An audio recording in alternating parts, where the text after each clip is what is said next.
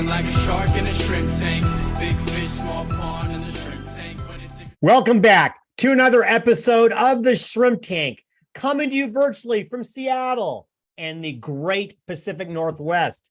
Listen, if you want to learn how to start, grow, or run a successful business, this right here is the podcast for you. We like to call it the podcast of record. It is where street smarts and book smarts collide. Hello again, everyone. I'm Dan Whedon, and my co-host today is the incomparable Craig Swanson. Our guest is Nikki Rausch from Sales Maven. Nikki Rausch has the unique ability to transform the misunderstood process of selling. With a 25 plus years of experience selling to prestigious organizations like the Bill and Melinda Gates Foundation, NASA, Nikki shattered sales records and received top producer awards along the way. Today, entrepreneurs and small business owners hire Nikki to show them exactly how to sell successfully and authentically. Nikki has written 3 books, all are available on Amazon, and she has a podcast called Sales Maven, go figure, which you can find on your favorite podcast platform. If you like us, you should be liking that as well. Nikki, welcome. We'll be joining you in just a minute. Everyone, you can find us wherever you get your podcasts: iHeartRadio, Apple Podcasts, Google Podcasts, Spotify, SoundCloud, Stitcher, YouTube. I like to tell everybody we are ubiquitous. We come to you from about a dozen cities, including Atlanta, Boston, Boca Raton, about a dozen of us. We kind of like ours the best, but don't tell them. Now, listen, before we bring on Nikki, hello there, Craig. Hello, Dan. How are you doing? I'm doing well. You know, I was watching the Good. Mariners playing this morning at Yankee Stadium. They have their brand new pitcher. In the pre-pod, I found out you are not much of a baseball fan. Is that correct? I am not. I would discover that Seattle was playing a significant event somewhere, usually as I was flying to other parts of the country, and the staff on the plane would be wearing jerseys, and that'd be the first clue that a significant event was occurring in sports in my city. So, you know, I might have to brush you aside on this just really quickly, but here's the deal. The Mariners just picked up a stud pitcher at the trade deadline. And they gave up some really had to give up top prospects. When you trade for a good guy, you got to trade a bunch of other good guys. They're called top prospects. And so sometimes you worry, oh my gosh, did we give away too much? These prospects could be so good. But you got this guy who's really good and you already know it. And so it's kind of like the old, the old metaphors about birds and bushes and all sorts of things. I can't even think it up now. I'm going to leave you, Craig. I'm going to go to Nikki because I know, Nikki, you probably know a little bit about prospects. First of all, welcome to the show. But my question is this. So as you say hello, my question is this. You know about prospects and sales. In a lot of cases, they may not know you. They've got to come to learn to trust you. But maybe the best prospects you have are actually the people you already know the best, who are already buying from you. Can you talk about that dynamic in sales? And again, welcome to the show. Thank you for having me. I'm super excited to be here. And I love this question. And I agree with what you're saying 100%, that when it comes to prospecting, you know, you can do a lot of things. And prospecting, you know, it's going out there and you're kind of just seeing what's going to stick, and you're throwing a lot of stuff against a wall. But when you have clients on your roster right now, that is your bread and butter. And one of the mistakes I think oftentimes people make in business and in sales is they never think about, what else could I provide to this client? Because I already have a relationship. They already know me, they like me, they trust me. And frankly, you know, a lot of times they don't know what else you offer. They just know what they're buying from you right now. And it's your job to educate them. It's your job to put things in front of them, ideas, suggestions, additional ways for you to work together. So when I think about sales, a lot of times I'm always looking at, what's the lifetime value of a client? And you want to increase your lifetime value of every client. And that will be one of the main reasons that you can scale your business. I love that. I was taught with sales that sales done professionally, trust deepens at every transaction. And so the more I've been working with someone, the more trust I should be able to build and work on. And I think a lot of people have other stories about what sales are. One of the things that from Dan's introduction, like you kind of like you teach the misunderstood art of sales. Like what is like the biggest misunderstanding that people have around sales when they first come into your orbit and feel like this is something they need to solve in their life? The biggest misunderstanding about sales is that people think that sales is something that you do to somebody, but actually sales is something you do with. And sales should be collaborative. And it is about relationships, because it doesn't really matter. A lot of times you hear salespeople going like, I have this client and I have that client, and they're naming like company names, but none of us actually sell to a company. We sell to a person. A person is making decisions. Unless you have the kind of business where you're just putting up a website and you've got a really, great like shop feature and people are just showing up on your website, going into the cart and, buying things. If you're Amazon, that might be a little different. But for most of us business owners, we are dealing with people, and people want to be treated like a person, not a name on a card, not a company. So sales is collaborative. It's a conversation, not a to something.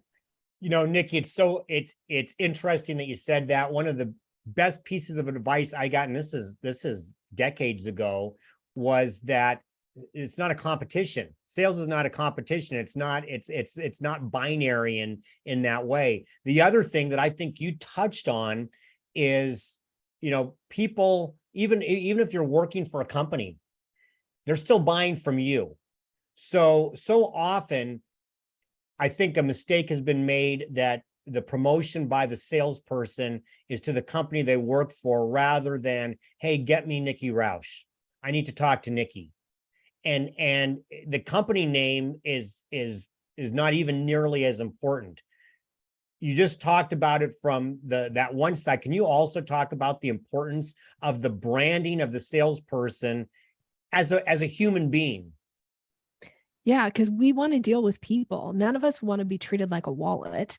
Right. And when your customer or client has an issue, they want to be able to pick up the phone and call a person. Right. So when I was selling technology, that's the majority of my career was in the tech space, selling technology. And, and I worked with different manufacturers. And the thing is I became known in the industry with the clients that I worked with as their best sales rep. Like we could call Nikki, she's going to take care of us. And, some of the jobs that I got were because the companies wanted the relationships that I had with the customers, wanted to grow their business inside that customer. So they came and hired me because of the relationship that I had built. And so that's what's so important about that sales piece, is you never want to forget relationship. And I often will say, I teach this now to my clients, is it's relationship first, rapport always. That has to be the primary, unless you're doing a one and done sale. But most of us are not doing a one and done sale. We want repeat business. We want to continue long-term relationships with clients. So that relationship piece it's priceless. And it's something that people will pay big money for at some point, whether it's your business and somebody wants to come buy you because of the relationships that you have, they want to buy those relationships in some way. So it's never, ever underestimate the power of the relationship. Oh, that is really true. I'd like to know a little bit more about Sales Maven. Okay. First of all, it's a really great name. Who do you you. work with, and how do you help them? So I primarily work with entrepreneurs, and specifically women entrepreneurs. And when I started my business, I came from a very male dominated industry. And when I started my business, it was because I'd started doing some networking around women. And I found that a lot of times women were uncomfortable with the concept of sales and what it meant to have a sales conversation and a money conversation. So this is why Sales Maven was born. It's an opportunity for me to really make a bigger impact. And I know that when women in business get comfortable around sales, they make a big impact with their companies, with their communities, with their employees, with their families. So I love that piece. So That's Sales Maven.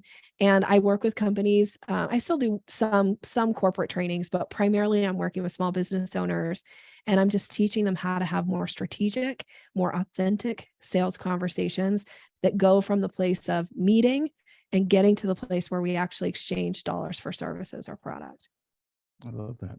You mentioned kind of difficulty having money conversations. Mhm. What types of challenges do people a lot of times run into? And is there any tip or shortcut that can like help make that easier?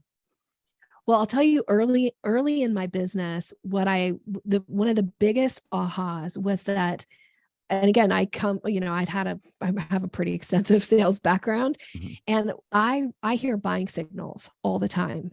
And it was just something that seemed really second nature to me. And I realized once I started talking about buying signals, people were like, what are you talking about? There's signals that people give? Like, what's a buying signal? I actually wrote my second book about them because I was like, everybody needs to know about buying signals if you're in sales, and you need to Mhm. know how to recognize it.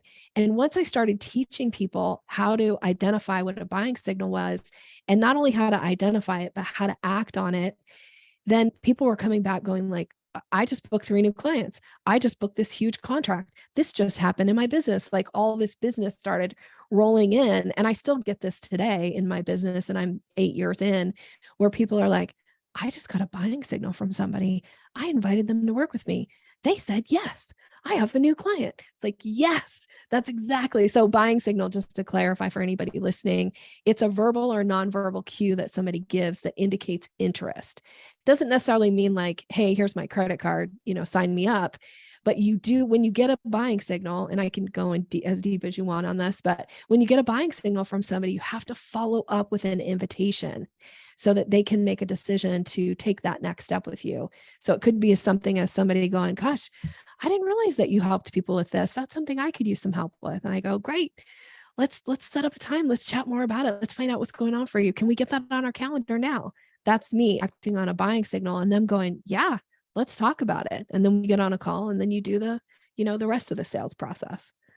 It's interesting that you talk about that, because I want to do a little follow up on that. One of the things that I found with people who are in sales, and all three of us, I mean, we make our living because we are in sales, and I think partly sometimes it comes second nature. But one of the things I've always felt is an objection is a positive thing, because somebody objecting, it's not necessarily saying no, it could be just asking a question and saying, well, how would that work? I can't see how that would fit, or I can't see how that would work, or I don't know, do I really need this? A lot of times salespeople look at that and say, oh no, they don't want, I'm out. And they don't. I say, objections are a sign of interest. By merely saying something like, I don't know how this would fit for me. Can you help me understand that? That is, you want those, because now you're actually being able to respond to those questions. Would you agree? I agree 100% with that. The thing about an objection is, when you get an objection and you're in the position of being the salesperson, my advice always is to get really curious and ask questions and find out what's going on for this person, or what's this objection about. Because if you don't know what the objection is, and frankly, not even if you don't know, but more importantly, if the prospect doesn't understand their own objection, it's hard to overcome it. So the only way that you can overcome an objection is by identifying what the true objection is. That means you have to offer opportunity for them to have an objection. I had this great coach years ago who used to always say, Nikki, most people are one question away from hiring you.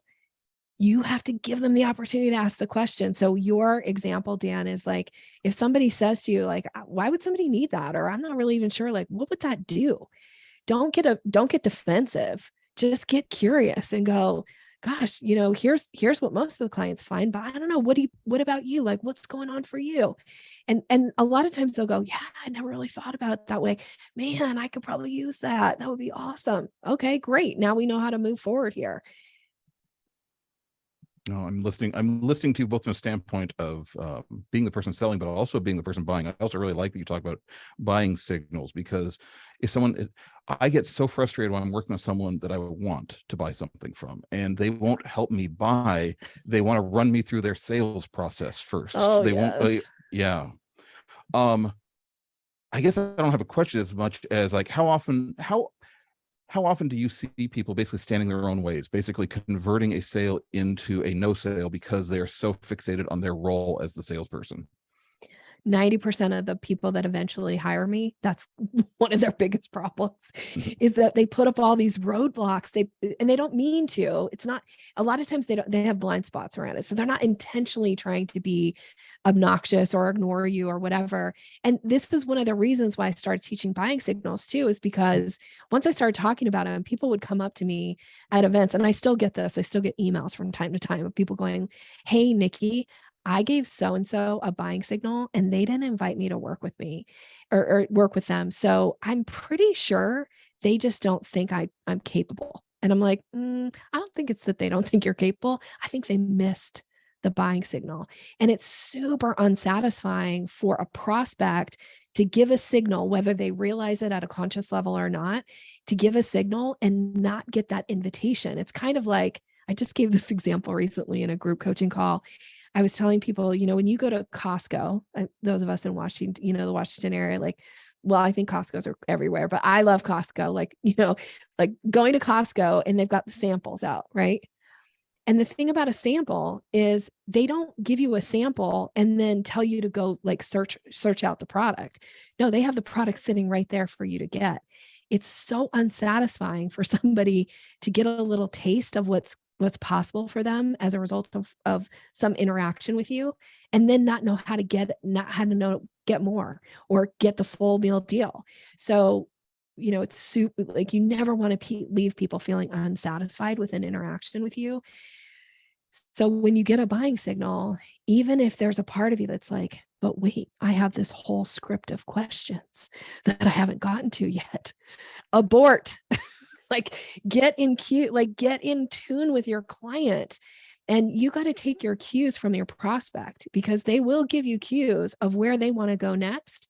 And you want to lead the conversation to a point.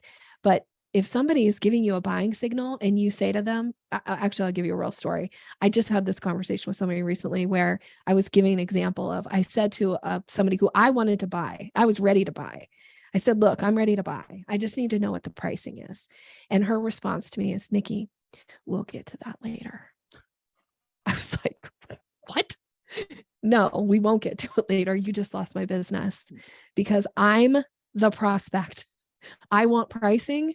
I want to buy. And if you tell me slow your roll, you can't buy from me yet, I'll go buy from someone else."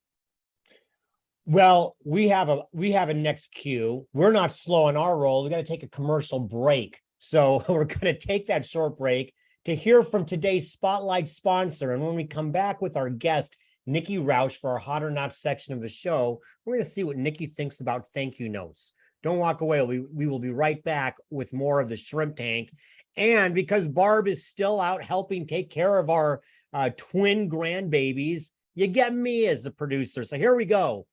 EO Accelerator is a coaching program for Seattle area-based business owners who want to grow their existing small business beyond $1 million in annual revenue.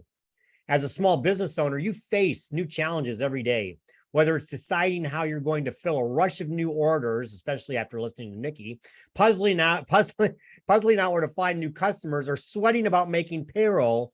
Do you find yourself wishing you had an instruction manual for your business? At EO Accelerator, our mission is to empower entrepreneurs with the tools, accountability, and community to aggressively grow and master their business. This is more than theory. This is entrepreneurs helping entrepreneurs, with top Seattle business leaders who have been where you are volunteering as coaches and mentors in the Accelerator program. Because the hustle will only get you so far, the next level of success is a team sport. Craig, did you hear that? A team sport. Want to hit $1 million in revenue? Join the club, EO Accelerator. Nice. A plus. Welcome back, folks. Welcome back to the Shrimp Tank, where we interview the best and the brightest. I wasn't quite sure if you were heading over to me yet or whether there was another. Yeah, no, commercial. I think I stunned you a little bit, Craig. You can see this is real time stuff.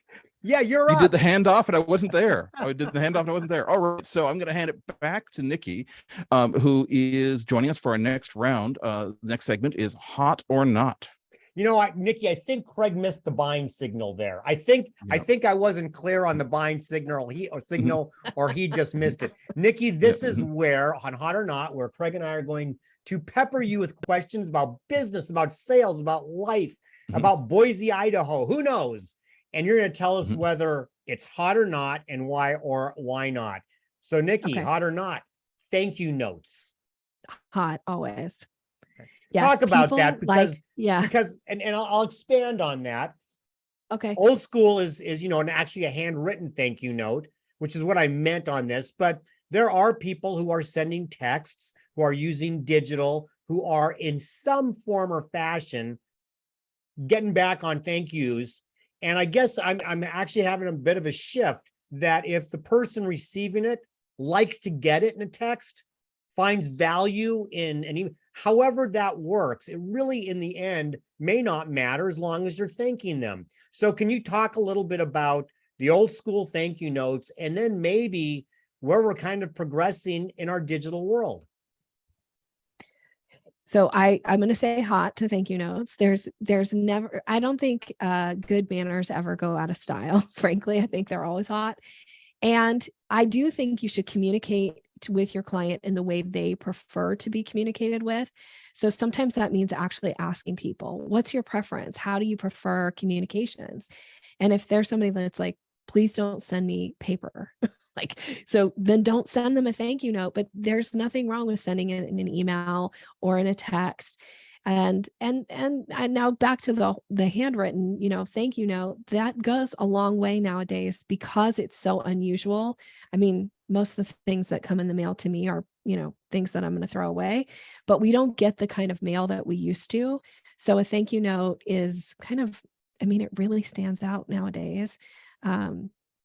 I do still get stuff in the mail. And when I get a card in the mail or a thank you note in the mail, I'm kind of delighted that somebody took the time to write it. So do something to delight people and send them a thank you note. That's great. All right, I've got a question kind of with a modern age of telephone, like no one answers the phone anymore. So hot or not, phone prospecting or the old phrase cold calling? I believe in warming up cold calls. So I'm just going to say that right off the bat. And I teach a course around this called Authentic Sales Conversations. And I'm going to say it's okay. So it's still fine to pick up the phone and call people. 90% of the people are not going to answer their phone because you don't have an appointment with them. So I'm not sure how useful it is, although I think there are ways that you can make it work for you. So for instance, the number one way to warm up a cold call, and I'm just going to say this, and everybody listening is going to go like, I don't want to do that. But this is actually the easiest way to earn business, is to use your network, reach out to the people who know you, who like you, who've done business with you, or have some experience with you. Tell them what it is that you're working on and who an ideal prospect is, and ask if they'd be willing to make an introduction on your behalf. Because if that person will make an introduction, you get to ride the coattails of the credibility that they have. And then you can actually schedule a time to speak to the person. And then when you call, you have a scheduled appointment. So they're going to answer that call with you. So you're not just wasting a ton of time and energy doing a lot of cold calling. Warm up your cold calls. As a matter of fact, this just happened for me yesterday. I asked somebody who I have a great relationship with if she'd be willing to introduce me to somebody. And she did. I sent an email to the person this morning and said, hey, can we jump on a call? Is there a way for us to get to know each other better? And she was like, of course. But if I had just prospected her cold, she would have been like, I don't know who this lady is. Why would I give her the time of day? Before I get, sorry, Craig. Before I get to my question, I couldn't agree with you more. And in a lot of cases, because calls can be difficult and they're blocked a lot, I found that warm introduction via email works well. And it's amazing that it seems like more often than not, the person that you're being introduced to might actually respond first and say, yeah, I can't wait to talk to you. Let's schedule a time. And I Yes. just think that I can't think of a time I've ever said, no, I won't introduce you to somebody. And so it's interesting. So getting back to hot or not, I Okay. have learned from COVID to kind of go away from some of my very old school, because I'm an old guy, Nikki. I remember, you gotta at least meet them in person at some point. So hot or not, selling on Zoom. Hot.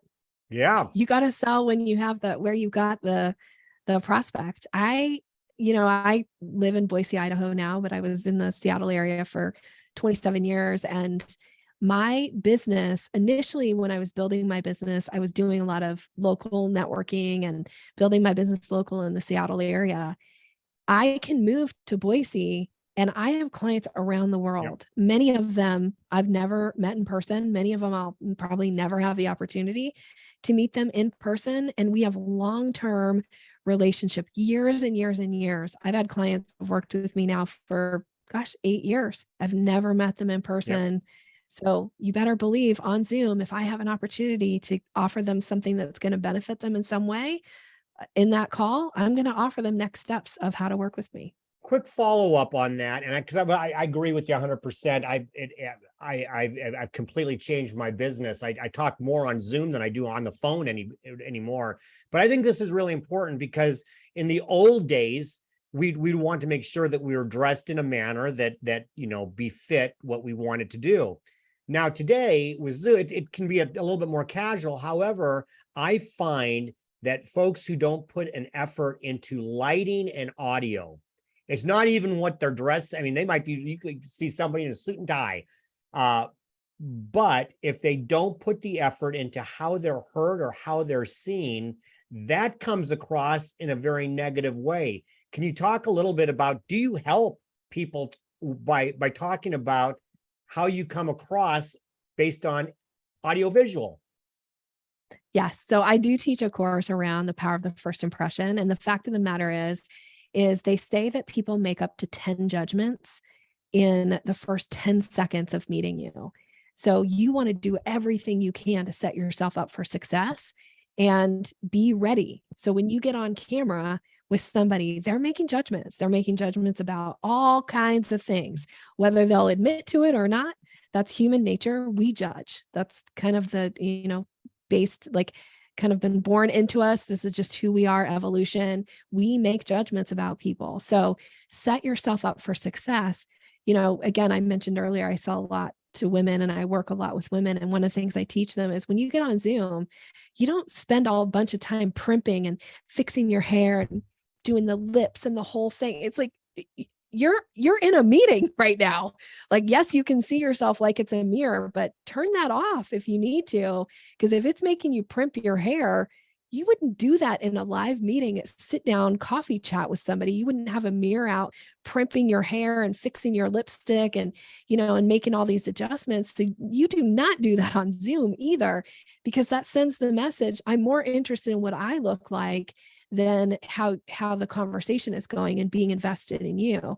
So be ready. And just like, as much as I want to sit here and stare at both of your eyes, like the action to me is your facial expressions and all the things, but I want you to know that I'm connecting. So I'm looking at my camera and I can just see both of you out of my peripheral vision, but I'm looking at my camera in hopes of doing everything I can to set us up to have a good impression, that you have a good impression of me, that Nikki is here and she's attentive. She's not looking at her email. Who knows what I'm looking at? Like, I'm here, I'm engaged. So be engaged on Zoom. And yes, you need to have good audio and good lighting, because frankly, more than anything, audio is horrific if you're like talking through a tunnel or and I'll actually say, listening to your guys' podcast, I was watching but also listening, and your audio sounds awesome. And I noticed that about your show specifically, because I listen to a lot of shows and I was like, dang, their audio sounds so good. So it matters. Yeah, thank you very much. and I am shocked at the number of people who will not buy a decent microphone for their podcast that they will put in hours of their life into. So okay, so switching from audio to the written form, because you've got some experience here, and I've always kind of debated it, hot or not, writing a book or books. Ooh, books. Oh, I'm going to say it depends on your outcome. It's hot in that it's an opportunity for you to build some credibility. Yes, a lot of people have written books, but there is something about showing the capacity to put a book out into the market. There's a lot of dedication and time and energy and money that goes into putting a book out into the market. So it is a credibility builder for you. And unless you're a big, big name, it's not a money generator. So I think a lot of times people go, I'm going to write a book and it's going to be this huge source of income in my business. I don't find that to be the case with most people. And as a matter of fact, people ask me all the time, like, Nikki, when are you going to write your next book? And I'm like, I do a podcast. My podcast makes me more money than my book. And all three of my books combined, frankly. So I'm going to do a podcast because that's a way for me to build that know, like, and trust, that credibility with my audience. And I get more out of that financially than I do out of book sales. So I'm glad you brought up podcast because we got to go to a break. But before we go to break, because I don't want to miss this opportunity, I read the buying signal. I read it. Tell us about your podcast. What's it about? I'm guessing sales. Who are you talking to? And how do people listen? So you can find it on any of your favorite podcast platforms. It's called Sales Maven. The focus is to offer people tangible takeaways that they can immediately implement into their business. The format is I do individual episodes where it's just me teaching a concept. I do on-air coaching calls with my existing clients to give the listener an idea of being like a fly on the wall of what's it like to coach with Nikki and how can I use what she's offering this person. I do sales success stories where my clients come on and talk about something they've implemented and the results that it made in their business, which is great for people to incent them to want to also implement the things that I teach. And then I have a series called Mastering Excellence where I interview people who are getting exceptional results in their life or business. And we break down the structure of how they do what they do. So again, that my audience can take away that structure, implement it into their own life and business and get similar results. Well, thank you. I can't wait to tune in. I'm definitely going to do that. But now we got to pay the bills. We're going to take a short break to hear from our sponsors, our corporate sponsors. And when we come back with Nikki Rausch for our famous Plead the Fifth section of the show, I'm going to ask Nikki about the best and worst. She's going to have to find out the same time you meet what I mean. Don't walk away. We'll be right back with more of the Shrimp Tank. And that's me again. Plead the Fifth is brought to you by our fabulous corporate sponsors, Ideal Life 360, Cornerstone Financial, First Underwriters Insurance, the Kitsap Sun Newspaper Group, BC Fitness Studio, and Upstart Group. Please visit our website at www.shrimptankpodcast.com/Seattle to learn more about these terrific companies. And now, Craig, back to the show. Welcome back to the Shrimp Tank, where we interview the best and the brightest thought leaders in the greater Puget Sound area and beyond. And I'm co-host Craig Swanston. And today we are coming back with Nikki from Sales Maven for our next segment, Plead the Fifth. So we're going to turn up the heat a little bit here, Nikki. We're going to turn up the heat, may ask you some tougher questions. One that you may not want to answer. You can plead the fifth, but you can only plead the fifth once. So I think we'll see what you do with this first one. I said the best and the worst. Plead the fifth, Nikki. What is the best and the worst sales advice you've ever been given? Ooh, best sales advice I've ever been given was from my sales mentor of 20 some years, Russ Short. He has since passed, but he was an amazing man. One of the best pieces of advice he ever gave me was when somebody asks you your price, you give it like you're giving the time of day. No qualifiers needed. You just state it and that's it. Worst piece of sales advice I've ever been given is that you have to that you don't take no for an answer. That's what I'm going to say it is. You don't take no for an answer. But the fact of the matter is sometimes no really is a no, and pushing it and trying to shame people into buying from you and browbeat people into buying from you is a terrible way to build a reputation in the market. Right. All right. I've got this question. So if you have been asked to give a speech to a group of high school seniors and they're graduating, starting to look at what they want to do, what would you tell them based on what you've learned in your own life? What I would tell them is to try things twice. Sometimes the first time you don't get a real like representation of what you think of something. So be willing to test things 2 times and don't be afraid to take risks and try things and see what sticks, because sometimes what you think, like if you had asked me if I would ever own my own business, even when during my sales career, I would have been like, heck to the no. There's no way I would ever have my own business. And here I am 8 years into my business. And I will say it's the most fulfilling, rewarding thing I've ever done in my, professional career. And I feel blessed every single day to get to work with the people I work with. So, Nikki, I haven't asked this question in a long time, and I found it as I'm going through my wads of plead the fifth questions. So you're lucky, Okay. lucky you get to hear this one. Okay. Plead the fifth. Who's your celebrity crush? Phil Rosenthal. Do Oh, you know who he is? Yeah, well, no, so hopefully I was hoping that the celebrity was celebrity enough for me that I know who that was. He But is. When I tell you who he is, you're gonna know. okay, tell me who Phil Rosenthal is. Okay. Well, first of all, he is the creator of Everybody Loves Raymond. Oh, He okay. has- Well, yeah. I love that show. Yeah, so he's amazing. I will say it's a non-romantic Okay. celebrity crush. I love this guy more than anything. He has an amazing show on Netflix called Somebody Feed Phil, and he just launched a podcast called Naked Lunch with David Wild. And David Wild is he's well known as a writer for, used to write for Rolling Stone, but he's ghostwritten, I think, Brad Paisley's book. He writes a lot of the award shows. And their podcast is so entertaining. And I just love Phil Rosenthal. Every time he speaks, he makes me smile.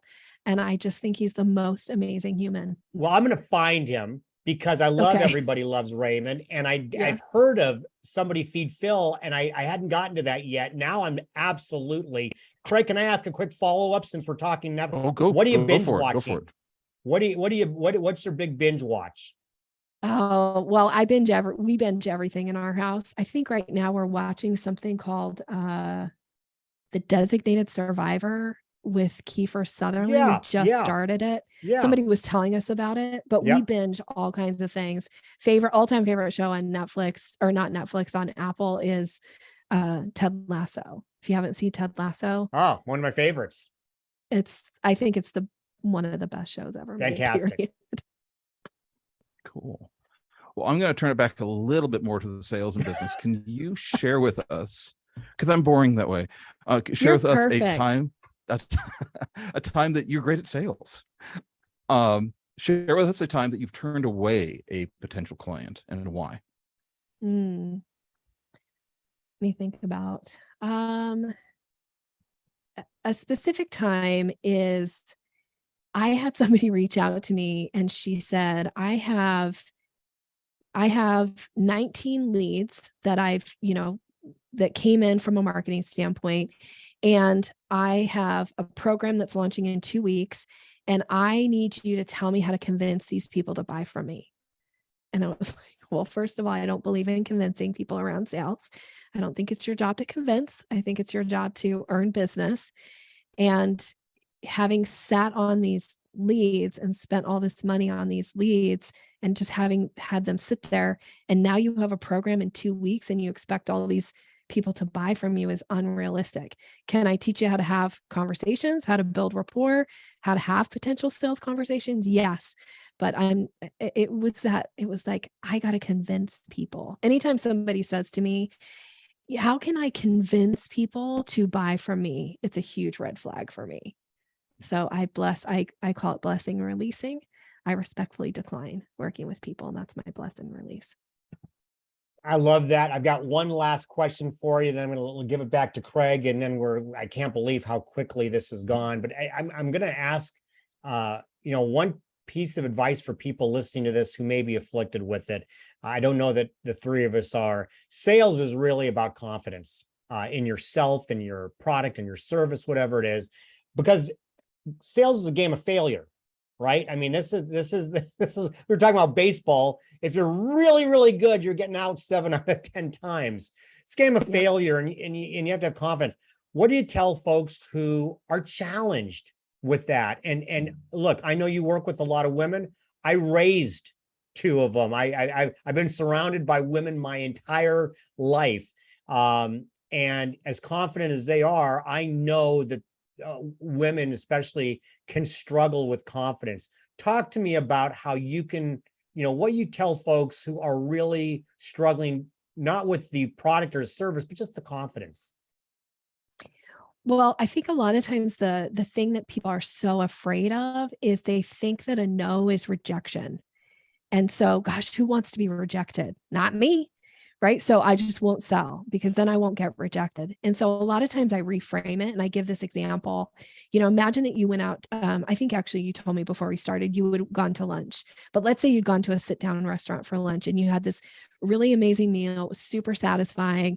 And you've got to come back to do the podcast or the show. So the waiter comes by and says, Dan, here's your check. It was nice to have you here today, but can I show you the dessert menu? And you go, oh, I couldn't possibly. Thank you. I'm full. I got to go. The waiter doesn't go back into the kitchen and go, can you believe Dan? I offered him dessert and he rejected me. What a jerk, right? So the thing about a no, a lot of times, one is it's a not yet. If it came from a buying signal, it's just a not yet. And no is not rejection in sales. So if you're afraid of being rejected, you got to change that mindset that a no from a prospect it's not about rejection. It's not usually about you. So you got to let that go. And then when you stop focusing on making it about you, your confidence will grow because you're showing up I think salespeople have a servant's heart. You're showing up to serve, to work and make a collaborative opportunity. And your job isn't to convince people.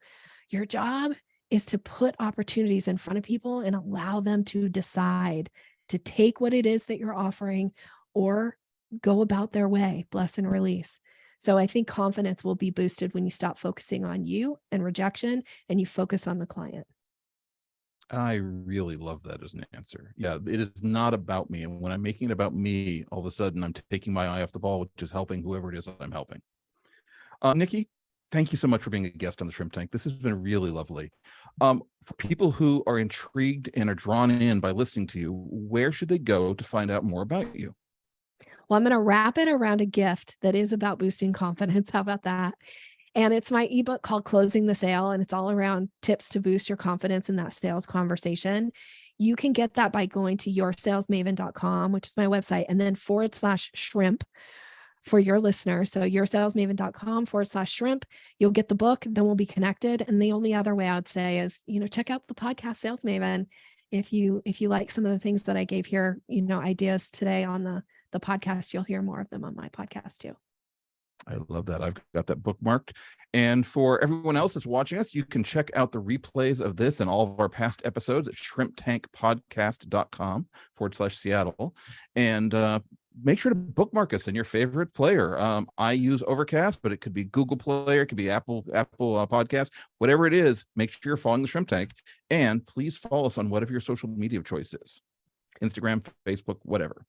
Well, first of all, Nikki, you're brilliant today. Really enjoyed having you on the show. Thank you. Craig, as always, this has been a lot of fun. I'll look forward to seeing you next month. Everybody, excuse me, please do exactly what, excuse me, 1 second. All right. Yeah. Dan, so for those this of you might who happen. knew last week I was battling COVID, this week I still just have a little tickle in there. So anyway, it pops up at the worst possible time. Let's try this again.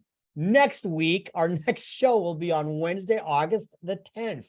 And please join us on our Facebook page as we live stream.